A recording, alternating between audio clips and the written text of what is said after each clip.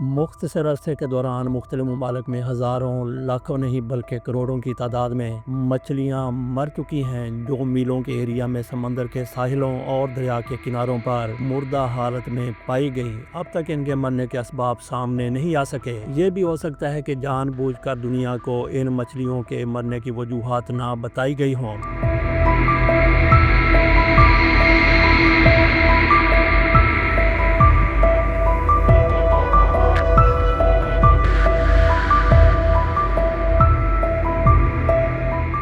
سات دسمبر 2023 کو جاپان کے ہاکوڈیٹ بیچ پر 1200 ٹن سے زیادہ مری ہوئی مچھلیاں بہہ کر آ گئیں۔ یہ مری ہوئی مچھلیاں بیچ پر 1 کلومیٹر سے بھی زیادہ دور تک پھیلی ہوئی تھی۔ آخر ایسا کیا ہوا کہ یہ ہزاروں لاکھوں مردہ مچھلیاں بیچ پر آ گئیں؟ ان مچھلیوں کے ساتھ جاپان نے کیا کیا؟ کیوں چائنا نے جاپان کے سی فوڈ کو امپورٹ کرنے پر پابندی لگا دی تھی؟ اور اس واقعہ کے بعد پوری دنیا نے جاپان پر کیوں انگلیاں اٹھانا شروع کر دیں؟ جاپان کے اس واقعے میں جو مچھلیاں مری تھیں وہ دو طرح کی تھیں۔ پہلی تھی سارڈین۔ یہ سلور کلر کی چھوٹی سی مچھلی ہوتی ہے جس کی لمبائی 6 سے 10 انچ تک ہوتی ہے۔ یہ بہت ہی پھرتیلی مچھلی گنی جاتی ہے اور سمندر میں زیادہ تر یہ گروپس کی شکل میں سفر کرتی ہیں۔ دوسری مچھلی تھی میکرل۔ اس مچھلی کا رنگ بھی سلور ہوتا ہے اور یہ بھی بہت پھرتیلی ہوتی ہے۔ میکرل مچھلی ہجرت بہت زیادہ کرتی ہے اور یہ بھی زیادہ تر گروپس کی صورت میں سفر کرتی ہیں۔ جب یہ مری ہوئی مچھلیاں جاپان کے بیچ پر بہہ کر آئی گئی تھیں تو وہاں پر موجود مچھیرے نے بولا کہ 25 سال سے میں یہاں پہ مچھلیاں پکڑ رہا ہوں لیکن میں نے اپنی زندگی میں آج تک ایسا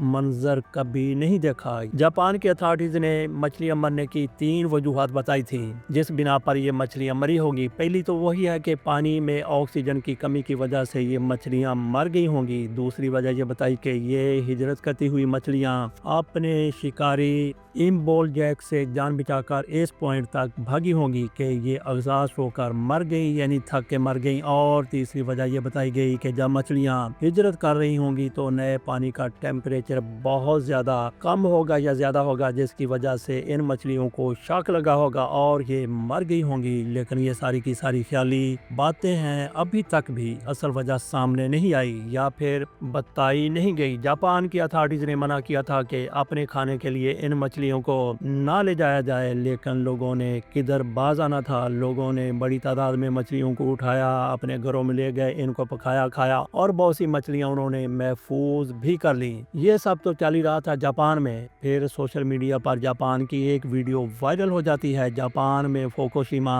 نیوکلیئر پلانٹ ہے، وہاں سے یہ نیوکلیئر ویسٹ کو پیسیفک اوشن میں ڈال رہے تھے۔ اس کے پیچھے ایک چھوٹی سی کہانی ہے۔ جب 2011 میں جاپان میں 9.7 میگنیٹیوڈ کا زلزلہ آیا اور ساتھ ہی بہت بڑی سونامی بھی آئی تھی تو یہ فوکوشیما نیوکلیئر پلانٹ پورا پانی میں ڈوب گیا تھا۔ اس کے اندر نیوکلیئر ری ایکٹرز بھی تھے جن کو ٹھنڈا کرنے کے لیے کولنگ سسٹم لگائے ہوئے تھے۔ شارٹ سرکٹ کی وجہ سے یہ کولنگ سسٹم فیل ہو جاتے ہیں اور جو بیک اپ جنریٹر لگے ہوئے تھے وہ بھی فیل ہو گئے تھے تو وہ ری ایکٹرز پگھل کر بلاسٹ ہو جاتے ہیں اور سارا پانی ریڈیو ایکٹیو ہو جاتا ہے۔ اس کے بعد اس پانی کو بیریئر لگا کر جمع کیا جاتا ہے اور کافی سارا پانی سٹوریج ٹینکس میں بھی جمع کیا جاتا ہے۔ ری ایکٹرز کو ٹھنڈا کرنے کے لیے پانی ہی استعمال ہوتا ہے تو اتنے سالوں سے یہ نیا پانی استعمال کرتے جا رہے تھے اور جو ویسٹ پانی تھا اس کو جمع کرتے جا رہے تھے۔ اب ان کے پاس مزید ویسٹ پانی کے لیے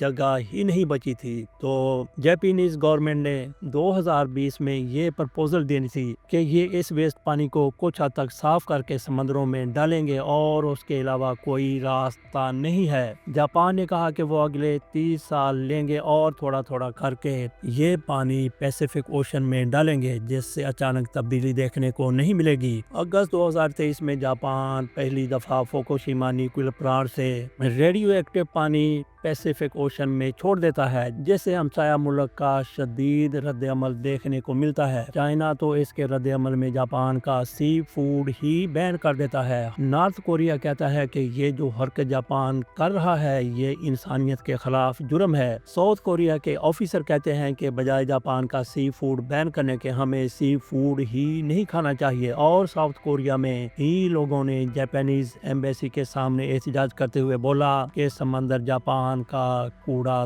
دان نہیں ہے۔ ہمسایہ ممالک کے علاوہ غیر ملکی ماہرین نے بھی کہا کہ اگر یہ ریلیز پلان کے ساتھ کیا گیا تو اس کا بس نہ کے برابر ہی انسانی صحت اور ماحول پر اثر ہوگا۔ پھر بدقسمتی سے پانی ریلیز کرنے کے 4 مہینے بعد یہ مچھلیوں والا واقعہ ہو جاتا ہے۔ ہزاروں مچھلیاں جاپان کے بیچ پر مر گئی تھیں۔ دنیا بھر سے لوگ کہنے لگے کہ اتنی ساری مچھلیوں کی موت اس فوکوشیما نیوکلیر پلانٹ کے ویسٹ کو پانی میں ڈالنے کی وجہ سے ہوئی ہے، لیکن جاپانی اتھارٹی سختی سے اس بات کو مسترد کر دیتی ہے۔ وہ کہتے ہیں کہ اس چیز کا فوکوشیما نیوکلیر پلانٹ سے کوئی تعلق نہیں ہے، کیونکہ ڈیڈ بیچ اور فوکوشیما نیوکلیر پلانٹ کے درمیان 600 کلومیٹر سے بھی زیادہ کا فاصلہ ہے، تو اس لیے جاپانی اتھارٹی نے اس بات کو بالکل ہی ماننے سے انکار کر دیا تھا۔ اب اصل میں کیا ہوا ہوگا ان مچھلیوں کے ساتھ جو یہ اتنی بڑی تعداد میں مر گئیں؟ چلے خیر، جو ہونا تھا وہ ہو گیا۔ اب 1200 ٹن مچھلیوں کا جاپان کرے گا کیا، اور اس نے کیا کیا ہوگا یہ پتہ تو ہونا چاہیے۔ اگر یہ قدرتی طور پر مری ہیں تب تو اس کو